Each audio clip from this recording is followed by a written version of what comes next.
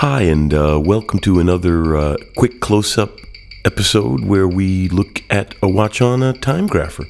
Today we're looking at the Omega Speedmaster. It's a vintage with the 861 movement inside, and this is a good example of a watch that's running really well for its age.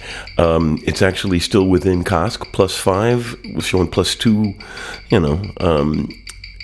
It's not going to be an exact measurement, but +5, +2, +9, it's inching up a little bit. Could be because I'm talking so close to the mic stand, because it is, the stand for the watch is actually a microphone.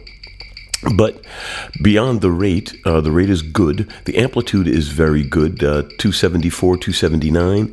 The beat error is reasonably low, 0.2 milliseconds. And other than that, well, I'm not going to mess with the lift error.